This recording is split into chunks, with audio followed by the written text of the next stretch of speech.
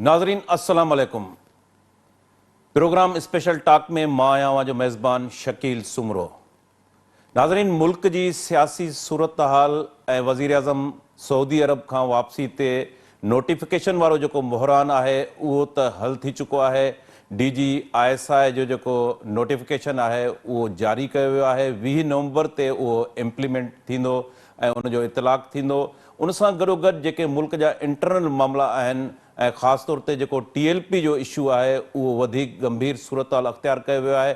अॼु वफ़ाक़ी काबीना जो बि इजलास थियो आहे जंहिंमें इहो फ़ैसिलो कयो वियो आहे त TLP जा जेके मुज़ाहिरीन आहिनि उन्हनि खे जहलम वटि रोकियो वेंदो ऐं उन सिलसिले में रेंजर्स जेको आहे उनखे इस्तेमालु कयो वेंदो, जॾहिं त PDM जे सरबराह मौलाना फज़लुर रहमान TLP जेको एहतजाज आहे उनजी हिमायत जो फ़ैसिलो कयो आहे।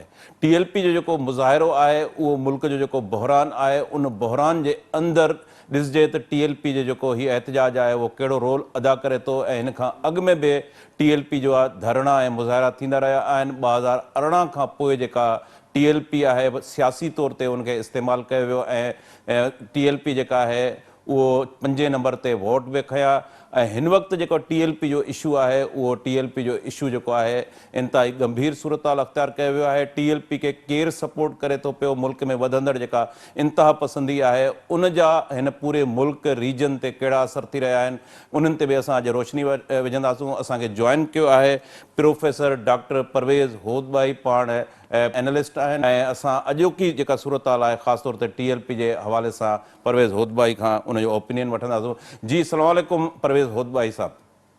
वालेकुम सलाम। परवेज़ होदबाई साहब, मुल्क में जो बढ़ती हुई इंतहा पसंदी है, अब हम देखते हैं कि TLP जो है एक दफ़ा फिर इस्लामाबाद की जानिब मार्च कर रही है। आज वफाकी काबीना का इजलास हुआ है। TLP के जो मुजाहिरीन हैं उनको जहलम में रोकने का फैसला किया गया है।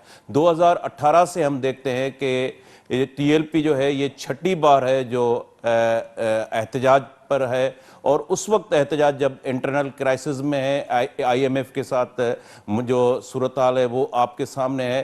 कैसे देखते हैं बढ़ती हुई इंतहा पसंदी TLP को कहां से कंट्रोल किया जा रहा है? कंट्रोल तो शायद नहीं किया जा रहा है, अब ये खुद रौ ताकत बन गई है, लेकिन इसको जो बनाने वाले थे वो इसको अपनी कामयाबी समझते हैं कि ये आखिर खुद अपने पैरों पर खड़ी हो गई है। पैरों पे क्यों खड़ा किया गया ये तो हमें याद है कि नवाज शरीफ को हटाने के लिए यहाँ फैजाबाद में इनके धरने में 10-10 हजार रुपए के नोट बांटे गए थे और सही। बांटने वाले भी हम जानते हैं कि कौन थे। तो उस वक्त एक सियासी जरूरत पूरी करने की खातिर इसको ऊपर लाया गया। अब ये गले पड़ गए, मुसीबत बन गए। इनका ये कहना है कि फ्रांस के सफीर को हटाओ नहीं तो हम यहाँ धरना करेंगे, यहाँ गड़बड़ करेंगे, और वो चल पड़े हैं। लाहौर से झेलम तक पहुंचे, अब कल परसों यहाँ भी पहुंच जाएंगे। तो अब ये आउट ऑफ कंट्रोल हो गए हैं। मगर इसको जिन्होंने बनाया है वो असल जिम्मेदार हैं, क्योंकि जब मजहबी इंतहा पसंदी को आप एक दफा शुरू करते हैं और जब जिन बोतल में से निकल जाता है तो फिर उस जिन को वापस डालना बड़ा ही मुश्किल काम बन जाता है। और अब उनको कुछ अंदाजा हो रहा है। अब आप देख लीजिए कि शेख रशीद वहां पहुंचा था और उसने उनके साथ मुज़ाकरात की थी। हालांकि जो मुजाहिरीन थे उन्होंने पुलिस को मारा, उनको टॉर्चर किया, उनके ऊपर गाड़ियां चलाई, और कोई रियासत, कोई दूसरी रियासत ऐसा जुल्म बर्दाश्त नहीं करती अपने पुलिस वालों के खिलाफ। तो अब मैं समझता हूं कि जो इसके जिम्मेदार हैं वो उनसे पूछा जाए कि आखिर क्या ये चीज है जो तुम चाहते थे। परवेज़ होदबाई साहब, शेख रशीद का जैसे आपने हवाला दिया, इसी गवर्नमेंट ने जो पिछले साल इनको बैन भी किया, अब गवर्नमेंट सरेंडर कर रही है, इनके जो कारकुन गिरफ्तार हैं उनको रिहा किया जा रहा है। तो ये जो यू टर्न गवर्नमेंट ने लिया है तो इससे इनकी जो हौसला अफजाई और ज़्यादा नहीं हुई, इनको प्रमोट नहीं किया जा रहा? न सिर्फ इनको प्रमोट किया जा रहा है, लेकिन इधर इस्लामाबाद में लाल मस्जिद के मौलवी हैं मौलाना अजीज, जिनको भी प्रमोट किया गया और वो भी फिर इन्हीं के खिलाफ हो गया। और ये आपको याद है कि 2007 में जो लाल मस्जिद का यहाँ हुआ था جی اس جی. میں 12 اسپیشل سروسز گروپ کے کمانڈوز مارے گئے تھے، لیکن پھر بھی اس کے خلاف کوئی ایف آئی آر نہیں درج ہوا. آج وہ شخص یہاں اسلام آباد میں دھرنے کر رہا ہے، دندناتا پھر رہا ہے، اس کے ساتھ باڈی گارڈز ہیں. اب یہ سب کچھ ریاست کے منہ پر ایک تماچا ہے، اور ریاست کو ایسے لگتا ہے کہ اب کوئی شرم نہیں رہ گئی ہے. جو بھی انتہا پسند کریں اس کے ساتھ وہ اسے ماننے کے لیے تیار ہو گئی ہے.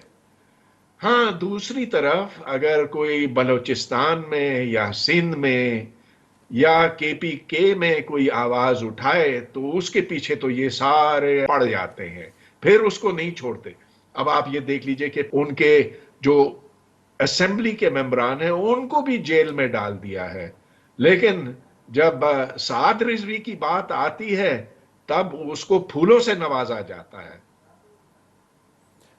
ڈاکٹر صاحب، مولانا فضل الرحمان جو پی ڈی ایم کے سربراہ ہیں وہ تو ٹی ایل پی کی احتجاج کی حمایت کر رہے ہیں. آج انہوں نے پریس کانفرنس کی ہے. ظاہر ہے کہ وہ ایک مذہبی لوگوں میں وہ اپنی لیڈری چمکانا چاہتا ہے، دوسری طرف وہ پیپلز پارٹی کی ساتھ بھی ہونا چاہتا ہے. اسے بس ہر صورت ہر حال میں اقتدار چاہیے. وہ اقتدار اسے ملا نہیں ہے، لیکن اب بھی اس امید میں ہے، اس کی طاقت اسی میں ہے کہ وہ جنون پیدا کر سکے، اور جب جنون ہوگا تو پھر ایسے لوگ اوپر اٹھیں گے.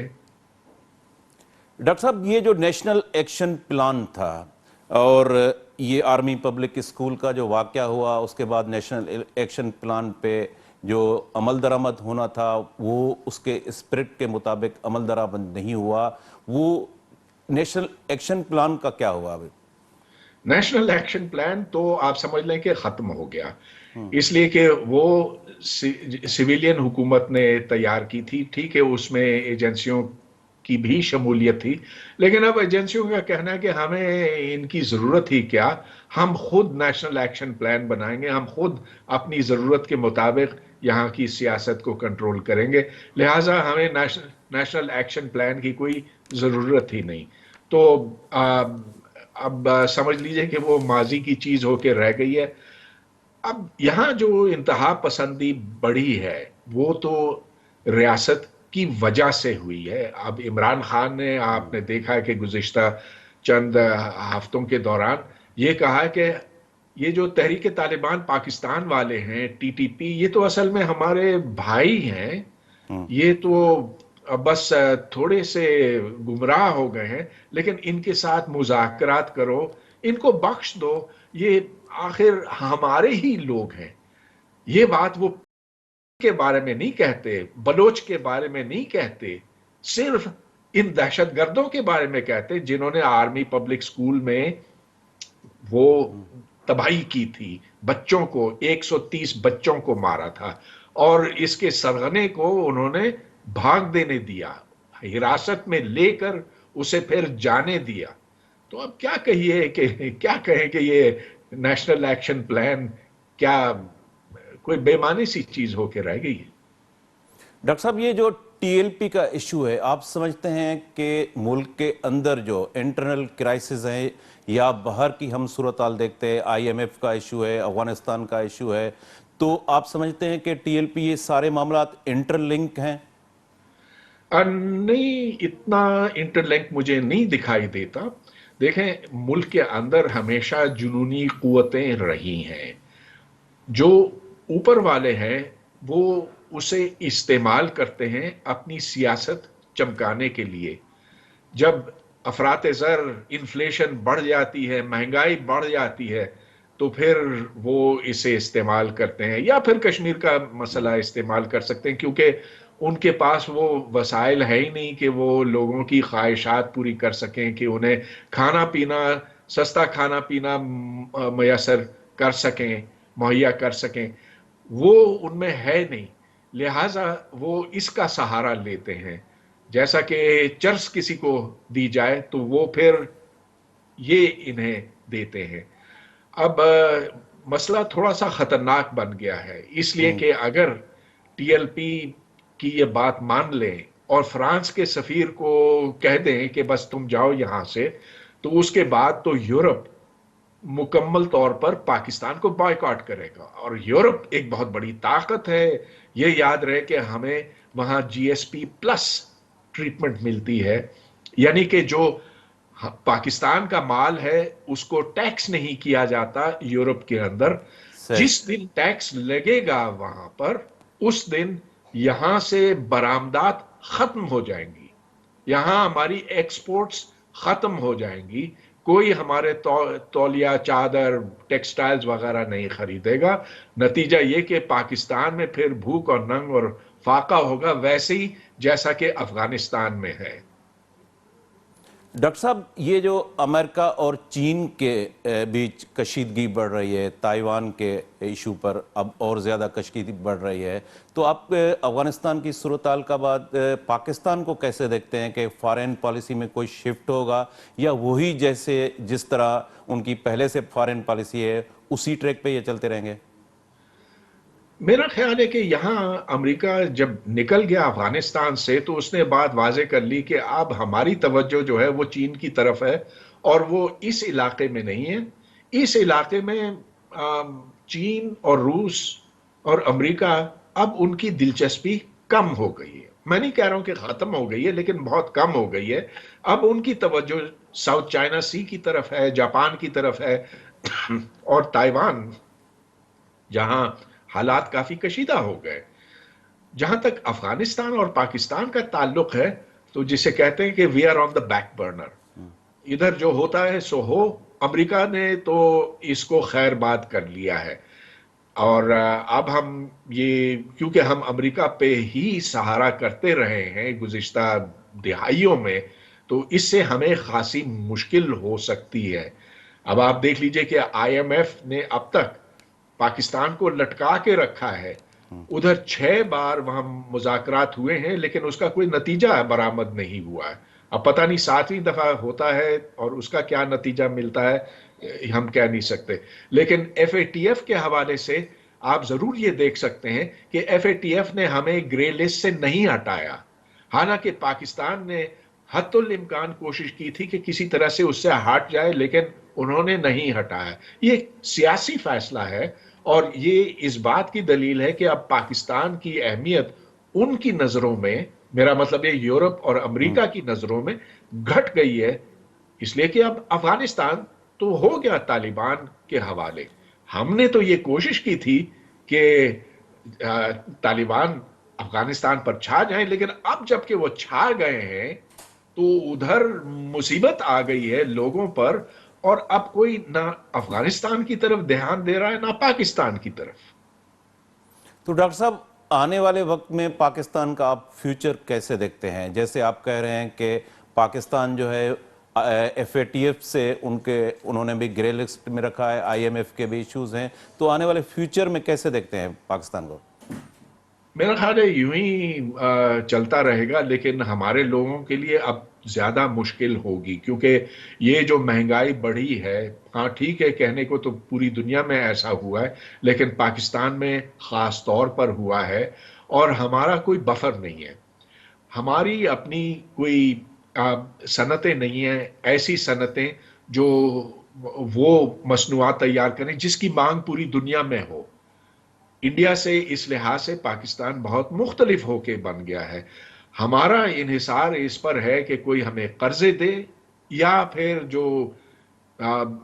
جو غیر ملکوں میں پاکستانی مقیم ہیں وہ یہاں ڈالر بھیجتے رہیں یا ریال بھیجتے رہیں, زر مبادلہ. مگر اس پر تو کبھی کسی ملک کا گزارا ہو نہیں سکتا جب تک صنعتی ترقی نہ ہو اور جب تک لوگ ٹیکس نہ دیں.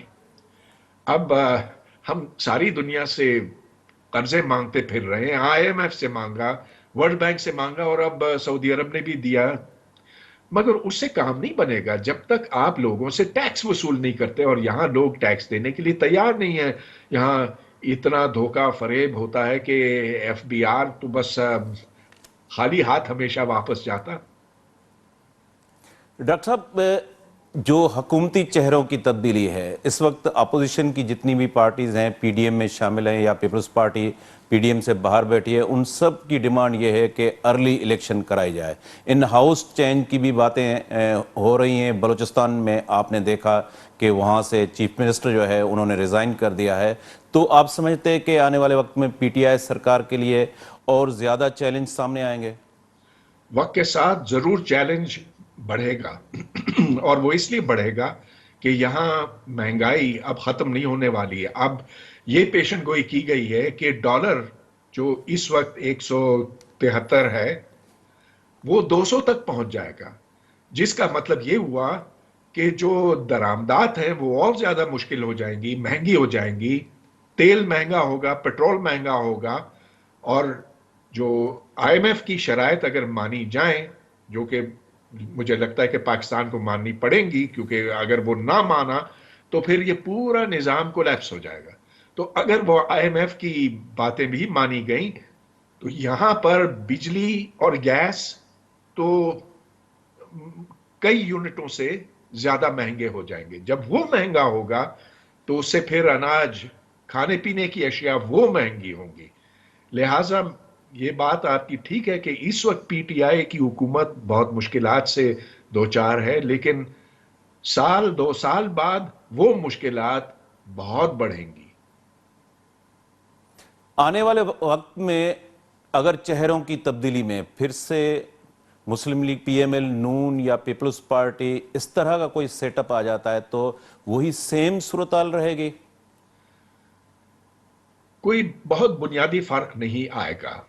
دیکھیں، ہم پچھلی حکومتوں کو اگر دیکھیں اور اس حکومت کو تو فرق تو ضرور ہے. وہ فرق ہے 19 اور 20 کا. بنیادی طور پر پاکستان کی معیشت کمزور ہے، اور وہ اس لیے کمزور ہے کہ ہم نے یہاں پر کوئی صنعتیں نہیں قائم کی.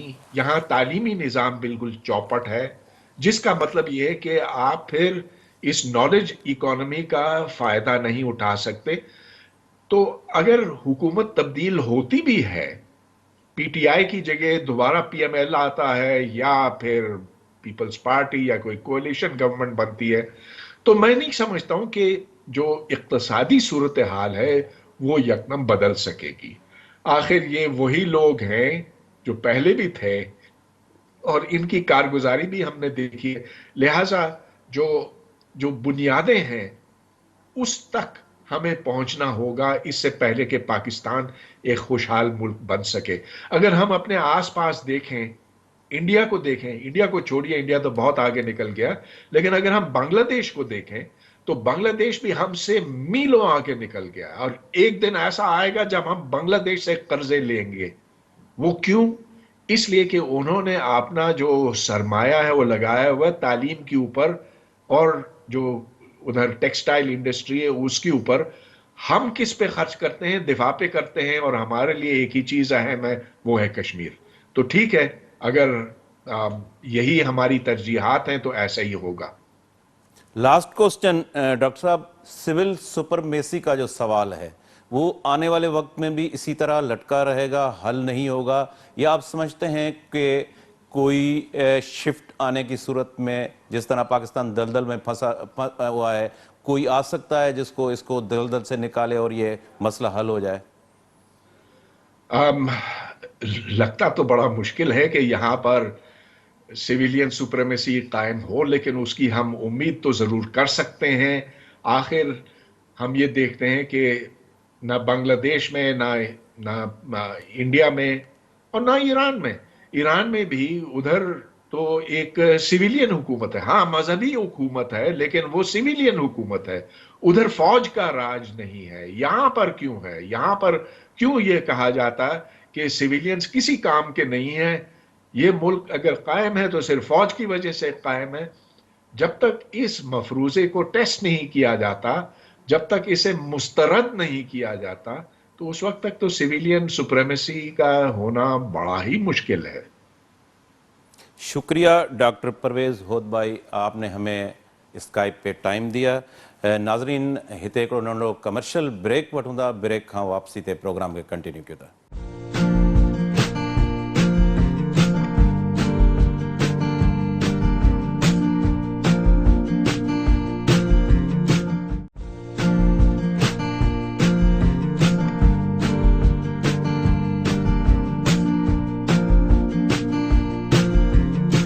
वेलकम बैक नाज़रीन।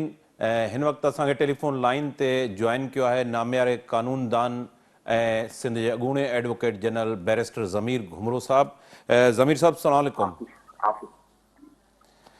ज़मीर साहब, मौजूदा जेका मुल्की सियासी सूरत हाल आहे, वज़ीर आज़म सऊदी अरब खां वापसि ते जेको नोटिफिकेशन वारो बहरान हुयो, उहो DGISI जी जेको नोटिफिकेशन जारी थियो आहे, तव्हां सम्झो था त उहो बहरान जेको आहे ख़तमु थी वियो आहे, या ही जेको मुल्की बहरान आहे ऐं उहो अफ़गानिस्तान इंटरनेशनल सूरत हाल IMF FATF जा जेके मामला आहिनि, उहो अञा वधीक बहरान गंभीर थींदो, छा थियणु वञे पियो? मुझे ख्याल में जेको मसइला हलन था मौजूदा सूरत हाल में हिकु इंटरनेशनल एस्टेब्लिशमेंट हलन था ऐं ॿियो मुल्क चमकी आहे त जेको 10 पेज आहे उहो मुतासिर थियो आहे ऐं DGISI जे पोस्टिंग खां पोइ त मुंहिंजे ख्याल में इहे ॿई मसइला उन कॉन्टेक्स्ट में अफ़गानिस्तान जे ख़्याल में ॾिसणु घुरिजनि। त अफ़गानिस्तान जी सूरत हाल तमामु गंभीर आहे, उनखे कंहिं बि मुल्क अञा जेको आहे रिकॉग्नाइज़ न कयो आहे, छो त इंटरनेशनल प्रेशर इहो आहे त हू जेके इंटरनेशनल नॉर्म्स आहिनि, इंटरनेशनल जेके human rights accepted in United Nations या universal declaration of human rights में उहे उन्हनि खे जेको आहे सो तस्लीम कनि। मुंहिंजे ख्याल में अफ़गानिस्तान ते तमामु घणो प्रेशर आहे ऐं अफ़गानिस्तान जी गवर्नमेंट जेको आहे सो बिना पैसनि जे जेको आहे केतिरो हली सघे थी ऐं उन में ह्यूमैनिटेरियन क्राइसिस केॾो वॾो थो थिए, उन सूरत हाल जो सारो दारोमदार जेको आहे लिंक आहे पाकिस्तान जी पॉलिटिक्स आहे ऐं पाकिस्तान तव्हां ॾिठो हूंदो त IMF सां जेको जेके हिन जा टास्क हुया पाकिस्तान जा उहे बि जेको आहे सो इनकन्क्लूसिव रहिया ऐं हुननि वधीक शर्त रखी छॾिया आहिनि। त मुंहिंजे ख्याल में मुल्क जे माशी सूरत हाल जे हवाले सां जेको ईंदड़ क्राइसिस हूंदो उहो गवर्नमेंट ते घणो असरु छॾींदो। ज़मीर साहब, हिकिड़े पासे असां ॾिसूं था त सियासी बहरान, मुआशी बहरान, सुफ़ारती बहरान, तव्हां सम्झो था त इन्हनि टिनी बहराननि जे हूंदे ही जेको TLP जो इशू आयो आहे ऐं अॼु वफ़ाक़ी काबीना फ़ैसिलो कयो आहे त TLP जा जेके मुज़ाहिरीन आहिनि उन्हनि खां जहलम खां अॻिते उन्हनि खे न छॾियो वेंदो, रेंजर्स खे इस्तेमालु कयो वेंदो। तव्हां सम्झो था त हीउ जेको नेशनल एक्शन प्लान आयो हो, ख़ासि तौर ते जेको APS इंसिडेंट थियो हुयो, उनखां बाद मूं नेशनल एक्शन प्लान ते बि अमल दरामद जेको आहे उहो न थी सघियो, त ही बार बार जॾहिं बि इंटरनल क्राइसिस थिए थो, ॿाहिरि को क्राइसिस अचे थो पियो, त TLP जेके इंतिहा पसंद तंज़ीमूं आहिनि उन्हनि जो कार्ड जेको आहे उहो इस्तेमालु कयो वञे थो, त इन्हनि खे कंट्रोल केरु करे थो?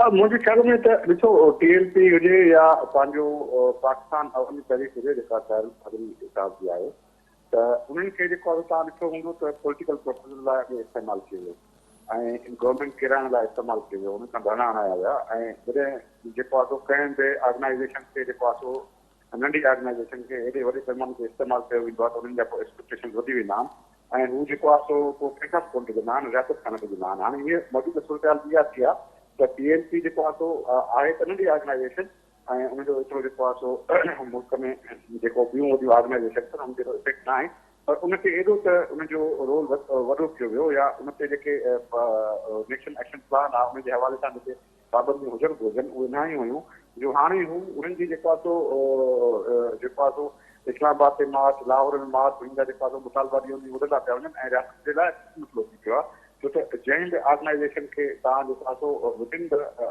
बाउंड्रीज़ न रखंदव त उहा ऑर्गेनाइज़ेशन हमेशह हथनि मां निकिरी वेंदी आहे ऐं TLP जो इहो थियो आहे त उहा जेको आहे सो लीगल बाउंड्स खां जेको आहे सो ॿाहिरि निकिरी थी वञे ऐं रियासत खे चैलेंज थी करे ऐं रियासत जे रिट खे चैलेंज थी करे ऐं पोइ रियासत जेको आहे सो उन सां ॻाल्हियूं बि करे थी ऐं ॿियो त रियासत जेको आहे सो या गवर्नमेंट कंहिं सां ॻाल्हियूं कोन थी करे, न अपोजिशन सां थी करे, न कंहिं ॿी ऑर्गेनाइज़ेशन सां करे, TLP सां ॻाल्हियूं थी थियनि, त TLP सम्झे थी त जेको आहे सो असांजो जो मसिल पावर आहे उहो वधीक आहे ॿियनि जेको आहे सो इवन पॉलिटिकल पार्टीज़ खां, त उन में हुननि जो जेको आहे सो जेको आहे एक्सपेक्टेशन गवर्नमेंट मां या जेको उन्हनि जो जेका मुतालबा थी विया आहिनि उहे गवर्नमेंट उनखे बार बार कंसीडर करे थी, कैबिनेट जे फैसलनि ते इन ते पाबंदी आई वई, उनखां पोइ बि जेको आहे उन ते अमल न थियो, त मुंहिंजे ख्याल में इहो उनखे जेको इस्तेमालु कयो वियो आहे उनजो फ़ाइदो पिया वठनि ऐं रियासत खे जेको आहे सो उन ते सख़्ती करणु घुरिजे ऐं नेशनल एक्शन प्लान में जेके प्रोविजन अथनि उन ते सख़्तीअ सां सूबनि में अमल थियणु घुरिजे।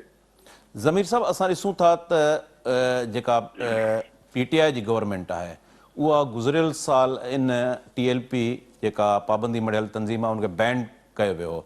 हींअर जेको बैक डाउन थी करे ॿीहर जेको नोटिफिकेशन जारी कयो वियो उनजो यू टर्न वठी करे हींअर जेको गवर्नमेंट सरेंडर कयो आहे, हिकिड़े पासे गवर्नमेंट सरेंडर कयो आहे, ॿिए पासे PDM जो सरबराह मौलाना फज़लुर रहमान अॼु प्रेस कॉन्फ्रेंस कई आहे ऐं उन TLP जे एहतजाज जी हिमायत कई आहे। त तव्हां सम्झो था त इन क़िस्म जी जेका प्रैक्टिस थिए थी पई त उन सां ही मज़हबी इंता पसंदी वारो अंसर जेको आहे वधीक प्रोमोट नथो थिए?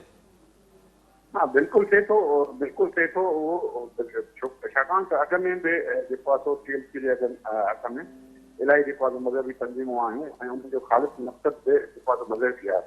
त हाणे उनखे जेको आहे सो हुकूमत जेको आहे सो पहिरियों बि सियासी मक़सद लाइ इस्तेमालु करे चुकी आहे। जॾहिं तव्हां मज़हब खे सियासी मक़सद लाइ इस्तेमालु कंदव त पोइ हू तव्हांजे कंट्रोल में रहंदा ऐं हू रियासत जे खे वञी आख़िर में चैलेंज कंदा। छो त तव्हांजो गवर्नमेंट जो जेकॾहिं जेको आहे सो हुनखे सख़्ती सां केस न ईंदी या इस्तेमालु न कंदी त हू जेको आहे सो ॾिसो हू न कॉन्स्टिट्यूशन में बिलीव कंदा आहिनि न रूल ऑफ लॉ में बिलीव कंदा। उनजे करे हू रियासत जे जेको आहे सो बाउंस मां ई ॿाहिरि था थी वञनि, उन करे रियासत जे चैलेंज कंदा। मुंहिंजे ख्याल में रियासत जे अहिड़ी का बि सूरत हाल मौजूदु सूरत हाल में मुल्क में आहे जंहिंमें जेको आहे सो को अहिड़ो क़दम खयो वञे या का अहिड़ो जेको आहे सो काज़ हुजे जंहिं ते जेको आहे सो को जेको आहे सो अहिड़ो नमूने मचे।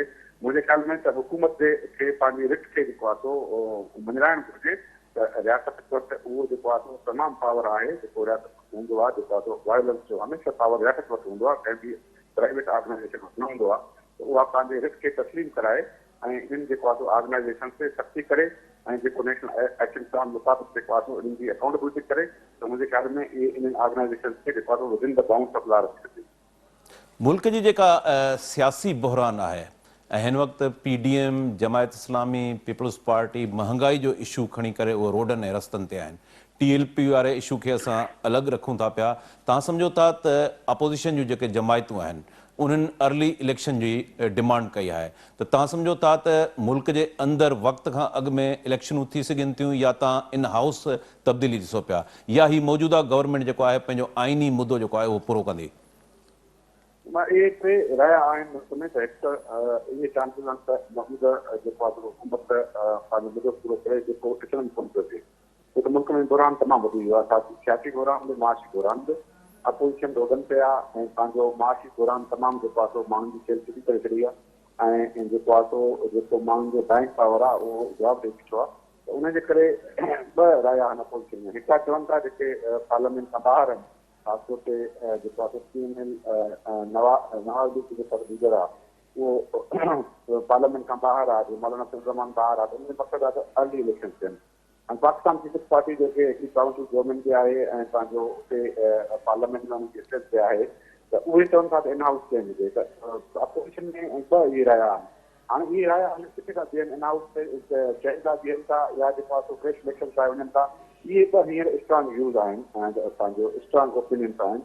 त या त इन हाउस चेंज थिए या वरी जेको आहे सो अर्ली इलेक्शन कॉल थिए, पर विदिन द कॉन्स्टिट्यूशन हुजे, कॉन्स्टिट्यूशनल बाउंड्स हुजे।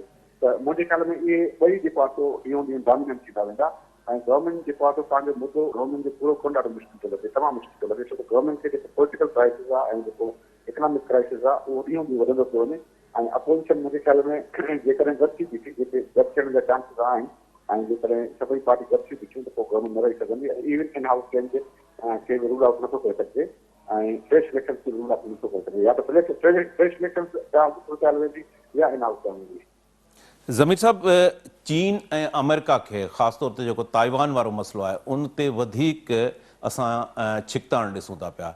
जेकॾहिं चीन ऐं अमेरिका में अञा वधीक छिकताण पैदा थिए थी पई त तव्हां सम्झो था त हिन रीजन ऐं ख़ासि तौर ते पाकिस्तान जे मथां उनजो कहिड़ो इम्पैक्ट पवंदो?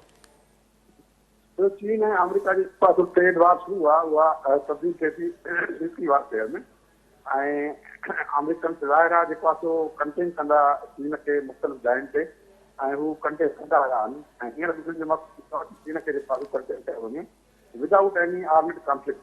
ताइवान जी जेका सूरत हाल इन जे करे तमामु गंभीर थी वई आहे, जो ताइवान खे सम्झे थो त असांजो जेको आहे सो उनखे सूबो कयूं ऐं ताइवान जी मर्ज़ीअ ते असां हिकिड़ो इंडिपेंडेंट कंट्री रहूं जेके रहिया आहियूं।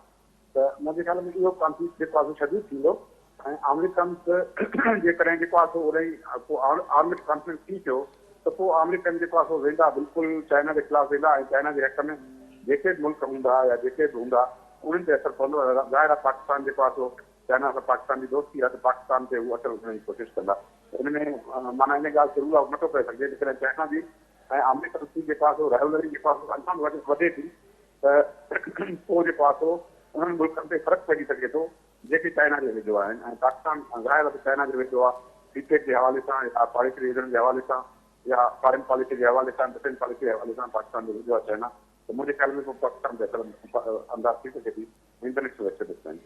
लास्ट क्वेश्चन ज़मीर साहब, असां ॾिसूं था त मुल्की जेका सियासत आहे 72-74 सालनि खां जेके बुनियादी सवाल आहिनि उन्हनि खे अॼु ॾींहं ताईं एड्रेस न कयो वियो आहे।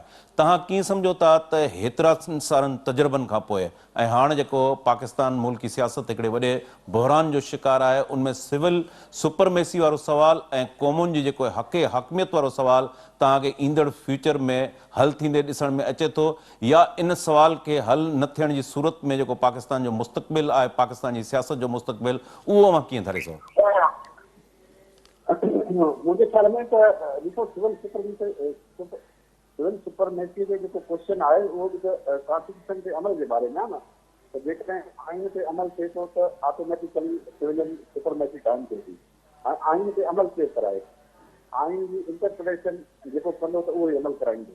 त हाणे जेको पॉलिटिकल पार्टीज़ खे शुरू में इहे जेका चर्चा रहिया त जेके एस्टेब्लिशमेंट जा मुख़्तलिफ़ इदारा आहिनि उहे पाण में बदिली जेको आहे सो कॉन्स्टिट्यूशन खे सेबोटाइज था कनि, इंक्लूडिंग जेको आहे सो जुडिशरी।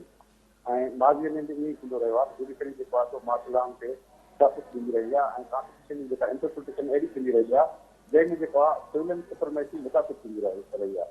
तव्हां वटि केॾो ब्यूटिफुल कॉन्स्टिट्यूशन हुजे, केॾो केॾी अहिड़ी तर्मीम जेको आहे ब्यूटिफुल हुजे, त हुनखे अमल केरु कराईंदो? अमल त जुडिशरी कराईंदी न। जेकॾहिं जुडिशरी जेको आहे सो चइनी सूबनि जे बराबरी जे बुनियाद ते जेको आहे सो क़ाइमु न आहे, जेको कॉन्स्टिट्यूशन में क्लियरली आहे आर्टिकल 184 में त सुप्रीम कोर्ट जो जेको ओरिजिनल जुरिडिक्शन आहे उहा ॿिनि हुकूमतुनि जे विच में तकरार मिलण न आहे, बुनियादी तौर ते जुरिडिक्शन आहे, जंहिंजो मक़सदु इहो आहे त हुन में चइनी सूबनि जी बराबरी जी नुमाइंदगी हुजे। जेसिताईं तव्हां उनखे इंश्योर न थींदव, जेसिताईं तव्हांजो तकरारनि जे हल वारो ऐं आइन जी इंटरप्रिटेशन करण वारो इदारो जेको आहे सो मुकमिल तौर ते न्यूट्रल न हूंदो, माण्हुनि जो उन ते कॉन्फिडेंस न हूंदो, तेसिताईं जेको आहे सो आइन जे बाउंस में तव्हां नथा निकिरो। उनजे करे शुरूअ खां ई मसइलो थियो आहे त आइन ते विभिन्न पैरामीटर्स में कीअं रहिजे, सिविल सुपरमेसी तव्हांजी आइन ते अमल में न आहे। त आइन ते जेसिताईं अमल थींदो त सिविल सुपरमेसी हूंदी, आइन ते अमल केरु कराईंदो? ज़ाहिर आहे जंहिंखे जुरिडिक्शन हूंदी उहो आइन ते अमल कराईंदो। त इहे सभु जेको आहे सो भली पॉलिटिशियंस जेको आहे इन जे करे ई कमज़ोर आहिनि। ऐं तव्हां चार्टर ऑफ डेमोक्रेसी में ॾिठो हूंदो त चार्टर ऑफ डेमोक्रेसी में वॾे में वॾो मुतालबो जेको हुयो त इहो हुयो त असीं चइनी सूबनि जे बराबरीअ जे बुनियाद ते फेडरल कॉन्स्टिट्यूशन कोर्ट काइम कंदासीं ऐं जेका जेको आहे सो कॉन्स्टिट्यूशनल इशूज़ खे ॾिसंदी ऐं बाक़ी मौजूदा सुप्रीम कोर्ट ते असीं एपीलेट जुरिडिक्शन ईंदासीं। त उहो जेको आहे सो अहिड़ी तरमीम में जेको आहे सो फेडरल कॉन्स्टिट्यूशन कोर्ट काइम न कई हुई।